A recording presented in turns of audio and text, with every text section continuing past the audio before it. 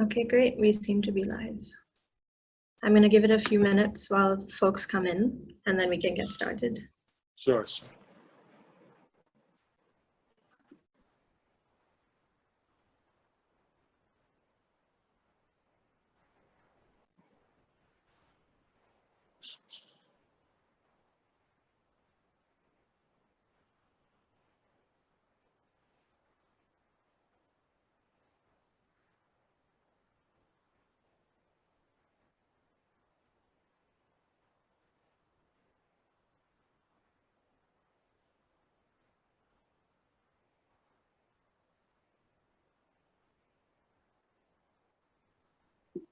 Okay, so since we only have 30 minutes, I think I'm just going to dive right in so people get as much time with you, Ashish, as possible. To everybody who's here, a very warm welcome to all of you, and thank you for joining us today. My name is Amita Ramchandran, and I'm the program lead of the India Climate Collaborative. For those of you who don't know us, the ICC, as we refer to it, is India's first ever collective response to climate change by business and philanthropy. The ICC is the proud host of the climate track at Charcha 2020, of which this is one of the panels. And we really thank the Nudge Foundation for having and executing this ambitious and crazy idea. As we all know, a ferocious pandemic is sweeping through the world, threatening lives and livelihoods. As infection and death rates continue to rise, our movement has been restricted, economic activity is curtailed, and governments across the world are scrambling to adjust. One of the unexpected silver linings has been our blue skies, something I've heard be mentioned almost every day since the lockdown has begun. But these blue skies have come at an immense economic and human cost, and a nationwide lockdown is not a lasting solution. What we can hope is that a taste of what clean air is like only redoubles our efforts to make it last, and this is the movement that the ICC is very much a part of. Which brings me to the speaker I have the privilege of introducing today. For those in the sector, Ashish Dhawan really needs no introduction. He's a man who's taken on many complex challenges, built institutions, and been a leader for social impact and transformational change. Many know him as a leader in the education sector, but what he's here to talk about today is being one of, if not the first Indian philanthropist to take on our nation's air pollution crisis. He recently founded an organization called the Air Pollution Action Group, or A-PAG, and is here to tell us more. Ashish, I'll hand over to you to dive right in. Thank you so much, Amrita. I think, as you mentioned, the world is going through a very challenging phase. And, I wanted to share with you that the only silver lining I can think of, apart from the fact that we get to spend time with family, is the blue skies in Delhi and the clean air, and something we haven't experienced in almost a decade. This is a picture of any typical Indian city, particularly North Indian city, but now it's the air pollution crisis has spread to even Mumbai, which is right by the sea, and places like Bangalore. So across India, but particularly in the Indo-Gangetic Plain, we're faced with a crisis. I think all of you know that, out of the top 20 most polluted cities in the world, 70+% are in India. So we are at the heart of this crisis. And it's not like we're the first ones to go through this. I mean, every industrialized country or country that has been industrializing has gone through a phase of very bad quality air.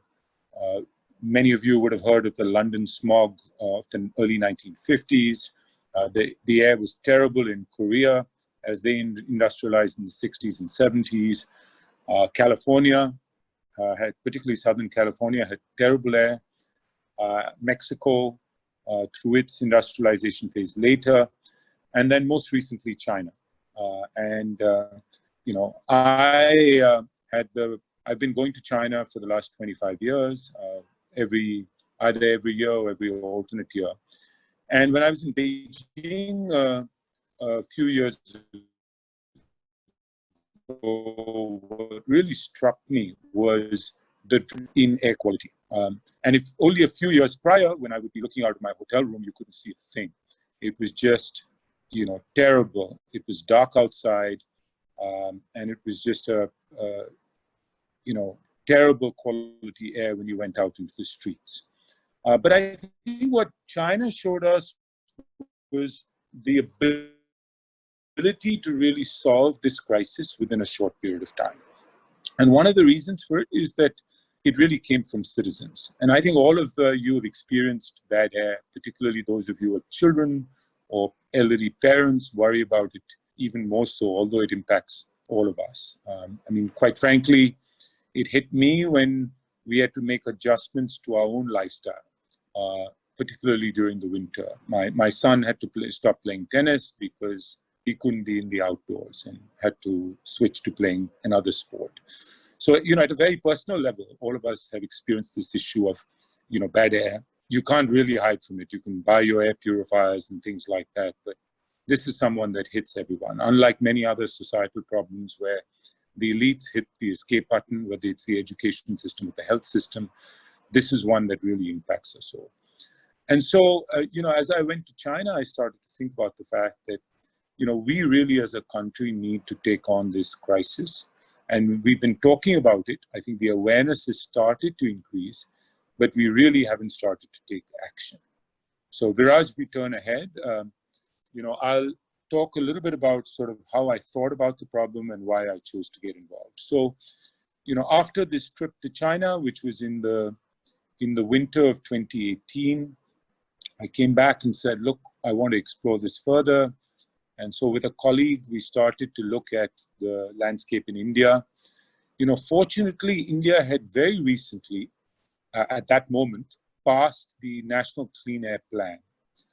So at least there was already some action by the Supreme Court, and there was some action that Delhi was starting to take with the comprehensive action plan that Delhi had come out with, the NGT, the National Green Tribunal. So through the judiciary, I would say, had been most active. Government was starting to wake up, and civil society was up in arms because citizens were just angered by the fact that nothing had changed for several years, and the air was just getting worse and worse. But the heartening fact was that there was the coalition of actors already present in India when we did our research. The people who, as I mentioned, citizen-led groups across various parts of the country, organizations that do sort of research and provide technical support. A lot of the organizations that work on policy and advocacy, Center for Science and Environment. I know Sunita Narayan has been writing about this and has been quite an activist around this issue and has pushed the core data keyword as well. And then several other foundation think tanks like CEW and CPR and others who are engaged with this issue. We also have, many other foundations, Bloomberg Foundation, Shakti Foundation, more recently, ICC and the Tata Trust and the Premjis in Bangalore, Kiran. Several have expressed interest in funding and in enabling this ecosystem. And then, of course, monitoring and measurement, which is critical. And there are several organizations that either prepare detailed plans for cities or help develop the monitoring infrastructure. So as I looked at it, I said, there's already a set of players working. If we want to set up a new we to this ecosystem, and we want to stand on the shoulders of others, learn from them, and partner with them to actually help the country solve this crisis. So Viraj, if we could move ahead. So when we set up A-PAG as a new org, I reached out to a couple of folks who I already knew. Vijay Chadda was the CEO of the Bharti Foundation. I had been on the board of the Bharti Foundation, and Vijay was stepping down, and he had already groomed the successor. And I managed to coax Vijay. He was planning to hang up his boots to actually take on another stint. And Vijay has a lot of experience working with state governments and getting things done. At the Bharti Foundation, they built 250 schools and have almost 50,000 children, all within the course of a decade. And so very execution-focused, ability to work with government, etc. And Mohit Biotra, who's been a friend, who was head of brand and marketing at Airtel, who's an IIM Calcutta graduate, also agreed to join. So really, Vijay and Mohit are the two co-founders of the this new institution called A-PAG. if you look at why strategic philanthropy can really play a role here, so it's not just me, but I hope many others get excited about this area. I think the first is that this is a very visible problem. It's one that all of us feel, and we talk about it in our drawing rooms. But I think more importantly, apart from being visible, it's a well-defined problem. In many other areas of development, people argue over the measurement, whether social-emotional learning is more important or learning metrics are more important. Here, we know that PM2.5 is the killer, and of course, there are other particulates, PM10 and SOX and NOx and others, but we can define this easily and we can measure it and track it, on a real-time basis and really know if we're making progress or not. I think the second is that we believe that the political willingness around this issue will only increase.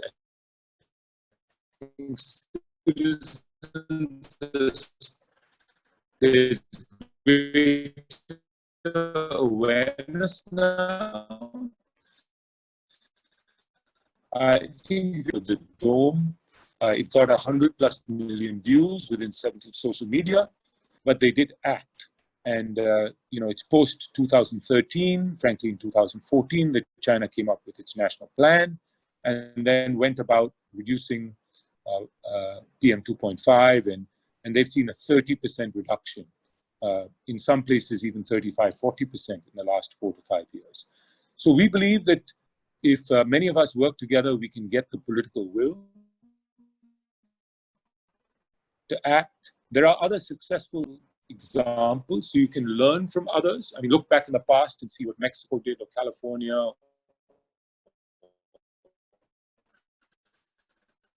the other places I mentioned. But China has done it very recently. It's in living memory in the area of air pollution. They're more than happy to share their learnings. We even had the person who was running the China Clean Air Alliance come down to Delhi for 4 days to meet with government and several other bureaucrats. And I think what China has showed us, you could do it in a compressed time.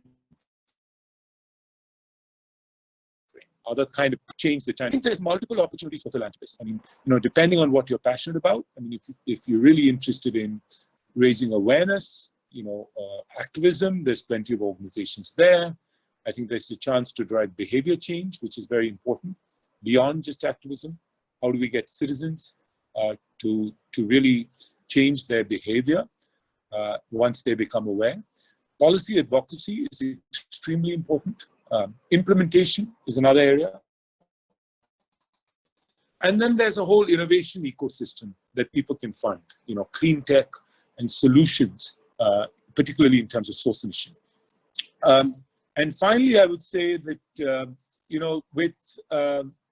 there's a real sort of iterative approach one can put to work, because you get real-time data.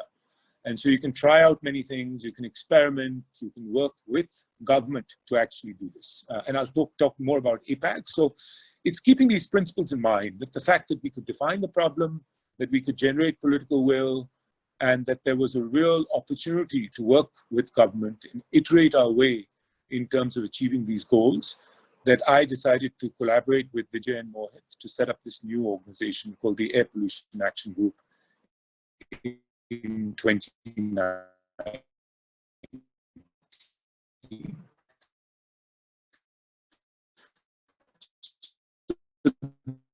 This is a new org, less than a year old, under a year.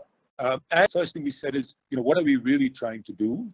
So Viraj, if you could just move ahead. Our focus is really on doing 3 things. The first is to build political salience. Whilst we do have a national clean air plan, whilst we now have city action plans that many cities have generated, we also have a better monitoring system. More real-time monitors have been put in place across the country. So some of that infrastructure has been built and continues to get built.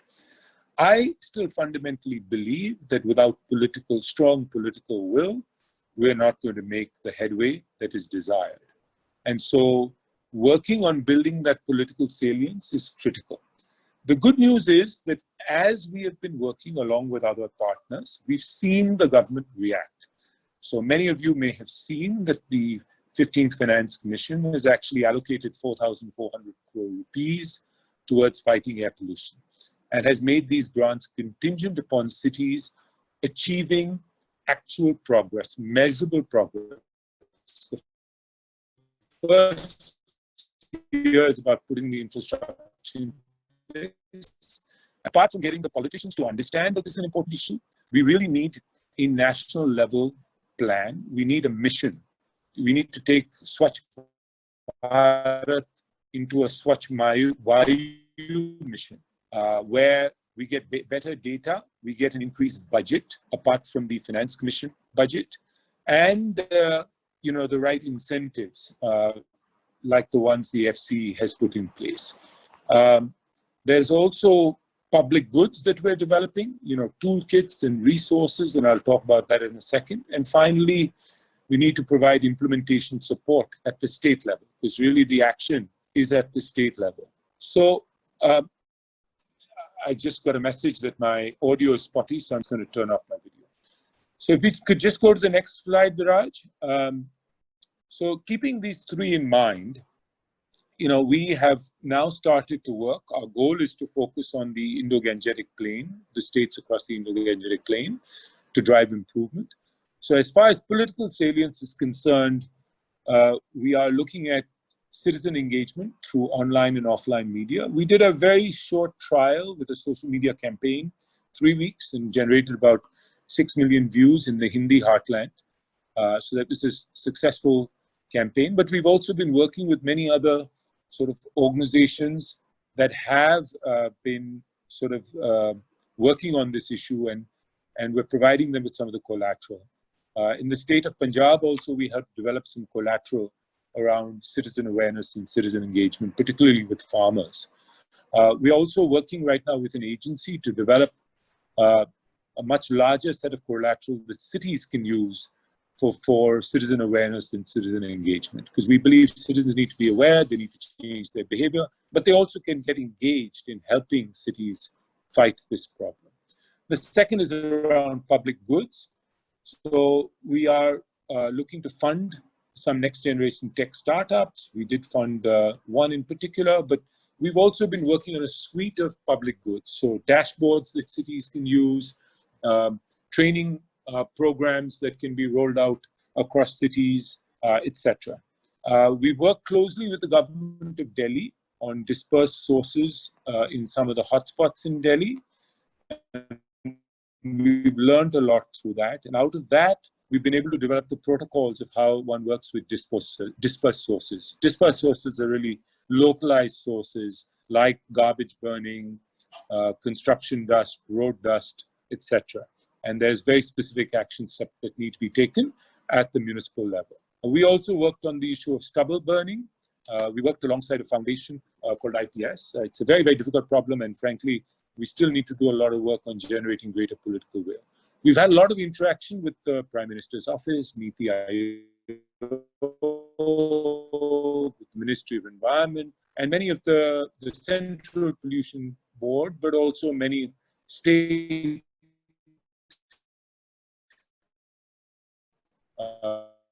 pollution boards. So I must say that engaged and interested in talking with us, and so to the extent I will be interested, please go to the next slide.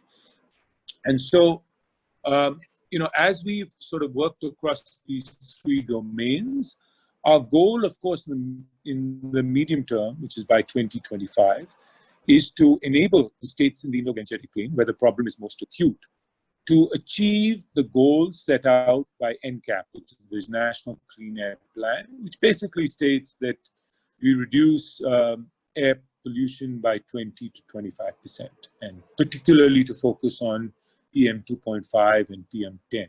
So that's really what we're trying to achieve. And Viraj, if we could just move a little further ahead, please. So in order to do that, we've now been reaching out to many states. We have been working with Delhi, with Punjab, We have been talking to the folks in Haryana, and also Bihar now has invited us to work with them, and UP, just prior to the lockdown, the conversation with UP had started. So, one is to level and within these states. So there are several policy instruments, including the budgets, detailing out the plans of the Finance Commission. There's some indices to get cities to compete with each other, to get the demand side going, and the robust enforcement of these implementation plans. So A-PAG is willing to set up project management units alongside the central government to enable this to happen. So not just to provide advice, but actually to help with the implementation. We've also been working with states to look at getting chief ministers more invested around this issue so that CMs can lead campaigns, and also we work with the chief minister's offices. So we would actually put up project management teams in some of these states across the Indo-Gangetic Plain. And then, of course, we look at a deep engagement with citizens, and there's an interest on the part of government to actually do that, because driving behavior change is critical, but also using citizens as enforcers and getting the community involved is critical. There's the availability of tech solutions as well. So we've been looking at a number of these solutions. We're getting them to present, and we have a partner, Mohit Bhatnagar, who's been quite interested, along with a couple of other friends, in funding some of these initiatives. We also went to ensure that different cities have dashboards so that they can track these dispersed sources. We are developing a training toolkit alongside IIT Delhi, which will work with some of the junior and mid-level functionaries, because they often will be working on sweeping roads or other activities for the municipality, inspecting construction sites, collecting debris, fixing, pavements that have not been paved, or roads that are unpaved, but they don't understand the consequences in terms of air pollution. So actually, training those folks is extremely important, because we don't have a dedicated cadre working just on air pollution. Of course, the Pollution Control Board folks are there to inspect and define the norms, but we really need all these junior level functionaries to understand, why it's important to follow certain protocols.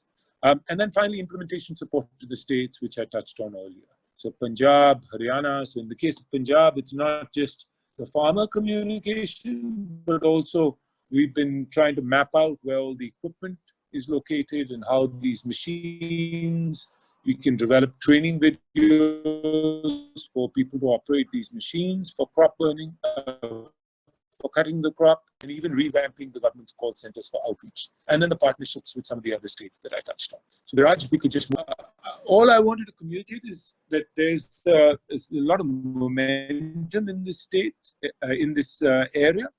We, in a short period of time, have managed to engage with the center, with several states, along these three dimensions of political salience, public there.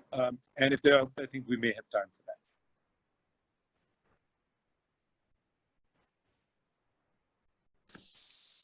Thanks, Ashish. I think we maybe have a minute before we just have to wrap up. So if there's a question you would like to answer, I know there's one that's been sent in about how you see your work changing post-COVID, and do you think air quality will be a priority after this difficult time?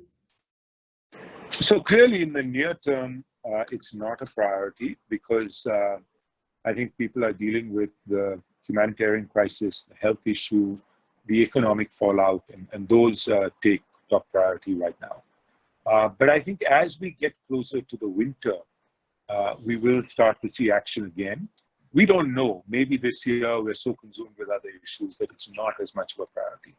The ones, as Amita pointed out, I think because every politician, every bureaucrat, every citizen has actually, been exposed to clean air over the course of the last few weeks, I think they have been asking the question, wouldn't it be lovely to actually have this for all times? And therefore, don't we really, and it's possible, we don't need to stop the economy to do it. I think that's the message we want to tell people.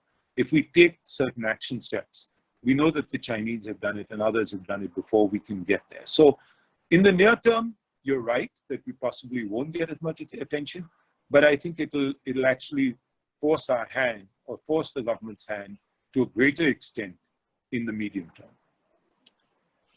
Yeah, we definitely hope so. Thank you so much, Ashish. This has been a wonderful 30-minute session. You've packed a lot in here. We Thank you really very much. appreciate your time.